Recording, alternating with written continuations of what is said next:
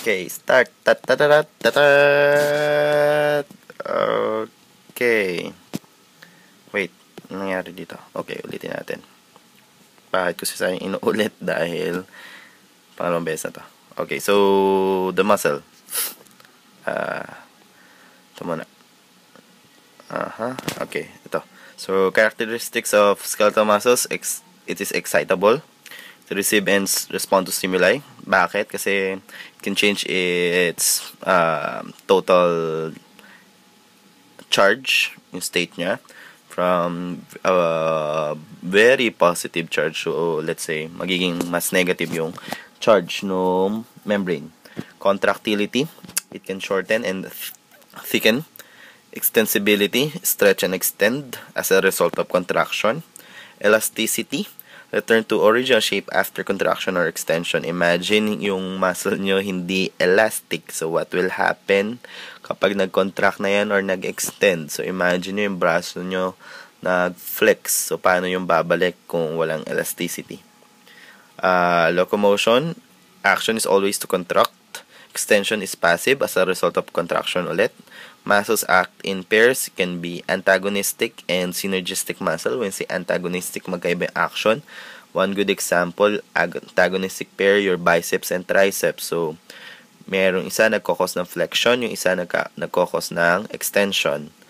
Synergist, let's say, quadriceps o yung muscles natin sa leg, lahat sila nagkokos ng pag-raise ng leg. Okay. So, origin and insertion. A muscle always originates from a specific part of a bone, which is wrong. A specific part of a skeleton. And is inserted also in a specific part of a skeleton. Okay, so kaya nga tinawag na skeletal muscle. So, hindi siya bone muscle. Bakit? Kasi may mga muscles na hindi nag-originate or na-insert sa buto. One good example, your abdominal muscles. Diba, naka-insert at nag-originate sila, not sa physical na skeleton which is sa bone, but let's say do sa hydrostatic skeleton. It has an origin and insertion. Origin, kung let's say kayo yung muscle, yung origin nyo yung paa, siya yung foundation ng action, and then yung insertion, yung arm nyo na naghihila ng let's say puno or whatever na pinapatayo nyo, hinihila nyo, or kahit anong hinihila nyo. So, origin, siya yung foundation. Insertion, the one that is pulling the thing that you're pulling, or let's say an arm. Muscle. So, the largest structure is the muscle, divided into fascicle, and then yung fascicle divided into bundle of muscle fiber. Ito yung muscle fiber. The muscle fiber is also called the muscle cell. The muscle cell can be divided into longitudinal structures called the myofibril. F-I-B-R-I-L. So, yung myofibril, divide natin sa dalawa. You can see this red one, and then itong mga kulay blue na nag-e-end daw sa Z-line. Those are called the myofilaments. And yung myofilaments are yun, yung thick filament and thin filaments na merong mga structure called yun, myosin filament for your thick and then actin filament for your thin. So, let's divide the myofibril into sections. So, from one Z-line to another Z-line, this is what you call the sarcomere. So, tingnan natin. The middle portion of the sarcomere is called the M-line or M-band. The structure na panay thin filament lang is called the I-band. Structure na panay thick filament lang is called the H-zone. Yung structure na yung buong length ng thick filament is called the A-band. Wala na naman siguro nakalimutan. So, ito na rin siya. Blah, blah, blah, blah, blah, blah. Kapisaduhin nyo lang. And then, okay, nasabi ko na rin. Ito, thin filaments consist of 2 strands of actin and 1 strand of regulatory protein. We'll encounter the regulatory protein later on. Actually, it's called the tropomyosin. By the regulatory protein, it regulates the contraction. Okay, so we have done this. So contraction of muscle is a result of the shortening of a sarcomere. Why? Because the thick filaments occupy the space in the I band, while the thin filament occupies the space sa H zone. So what happens, there's a decrease in the size or the distance between two Z lines, or nagsho-shorten yung sarcomere.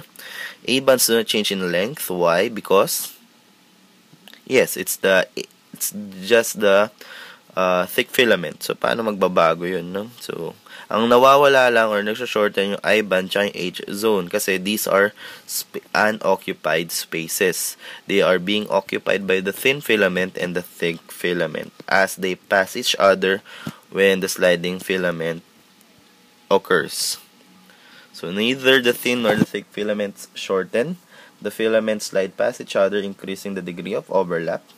Only the distance occupied specifically by both filaments disappears or shortens I band and your H zone. So what is the sliding filament model? It's based on the interaction of the myosin head in the thick filament and actin molecules in the thin filament. Nasabi ko na yung sa lahat sa inyo yung analogy dito. This is just like the monkey bar. The bar is yung actin filament, and then yung arm nyo na habang nagmo-move do sa myosin, do sa monkey bar is the myosin head. So kayo yung thick filament. Binding and hydrolysis of ATP is responsible for the change in shape of the myosin molecule. Kasi yung ATP siya yung nagdadala ng energy doon sa myosin head. So there's this change in shape. The myosin molecule goes into an energized stage. How? When there's hydrolysis ng ATP, the energy that will be released from yung creation ng ADP and phosphate matatransfer dun sa myosin head. Formation of cross bridge between the myosin and actin. So paano nangyari yon? Once the myosin head attaches to actin active site, there magkakaroon ka na tinatawag na cross bridge. Bond is broken when new ATP binds to myosin. Makikita nyo doon sa video na in-upload ko. Okay. So, paano nagsisimula ang lahat? Papakita ko sa drawing mamaya. Pero ito muna tayo. Contraction is due to stimulation from a motor neuron. You have this thing called the motor unit, which is composed of the motor neuron and a corresponding muscle cell or muscle fiber. Ginagawa ng motor neuron is that it stimulates the muscle cell to contract. So, paano niya ni-stimulate yon? By releasing a hormone or group of hormones or whatever that can change the charge no membrane ng muscle cell. At rest, tropomyosin blocks binding site in actin molecules. Troponin complex controls position of tropomyosin. So, papakita ko mamaya yung drawing. Calcium ions binds to troponin, releases the active site of actin. High calcium in cytosol contraction can occur. When say cytosol, yun yung cytoplasm and all the organelles. Low calcium in cytosol contraction cannot occur. Why? Kasi yung troponin complex, minumove niya yung tropomyosin out of the way. Tinatanggal siya doon sa actin active site kapag may calcium na nagbind sa kanya. Kapag walang calcium, nakasarado yung actin active site. So, what is a sarcoplasmic reticulum? Specialized endoplasmic reticulum that stores calcium ion. Kapag walang calcium ion, kahit na meron tayong 1 million molecules ng ATP, wala pa ring contraction. Membrane actively transports calcium ions. How? Mamaya papakita ko. Okay? So, stimulus of contraction, action potential from a motor neuron. Motor neuron, yan, sinabi ko na pala kanina. Action potential is due to a change in the net charge of the surrounding muscle cell. So, ito na po yung mangyayari pagkakasunod-sunod. Motor neuron releases acetylcholine at neuromuscular junction. So, when say neuromuscular junction, yung part na kung saan magkadikit yung neuron tsaka yung muscle. Acetylcholine or ACH depolarizes the postsynaptic muscle cell, creating the action potential. So, what happens that nagiging mas positive yung membrane. The action potential spreads to the T-tubule. The T-tubule bridges yung cell membrane of the muscle cell tsaka yung sarcoplasmic reticulum. Dito magdadaan yung mga charges na na-form, yung mga positive charge na na-induce papunta sa sa membrane ng sarcoplasmic reticulum. So let's say una magiging positively charged yung membrane ng muscle.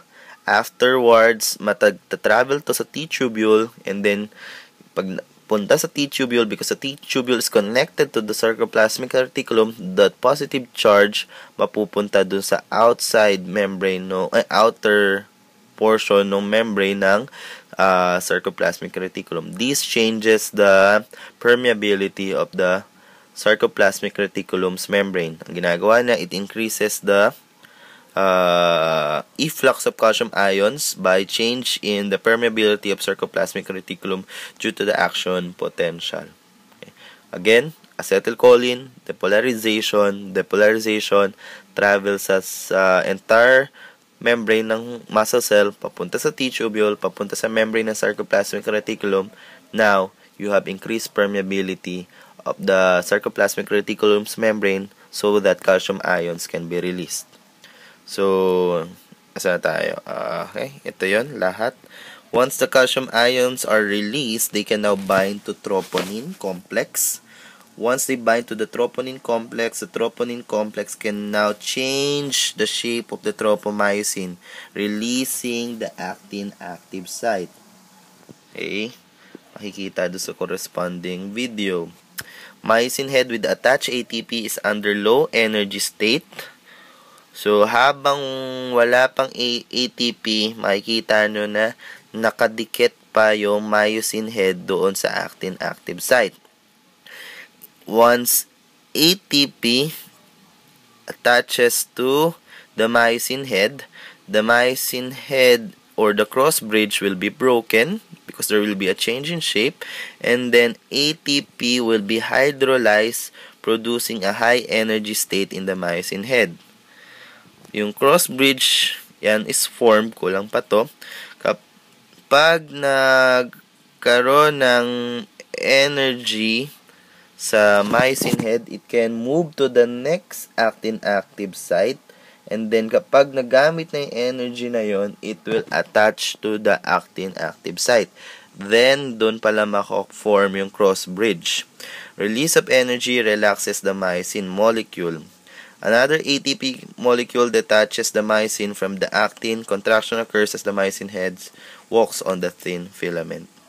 End of contraction occurs if calcium ion concentration in the cytosol falls, leading to the blockage of the active site of the actin. Okay, so anong itsura ng mga pinagsasabi ko? Let's say this is the motor neuron, and then you have muscle here, muscle cell. You have ACH being released by the motor neuron. Pupunta siya dito. Now, magiging mas positive siya. Positive. Okay? So, let's say, gawin natin negative kasi hindi naman siya completely positive. Magiging positive yung membrane, and then, dapat makapag-travel siya sa T-tubule. So, yun yung T-tubule na dinrawing ko. And then, itong pabilog na to is the sarcoplasmic reticulum that contains calcium ions. So, yung charge will travel to the T-tubule papunta surrounding the sarcoplasmic reticulum.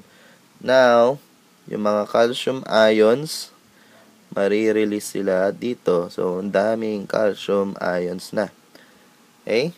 Ano ngayon yung importance ng calcium ions? Let's say, ito ang actin. Ano nangyari? Di masyadong kita. Let's say ito, bakit ganun? Yun. Let's say yan yung actin active site, or yan yung thin filament. Okay?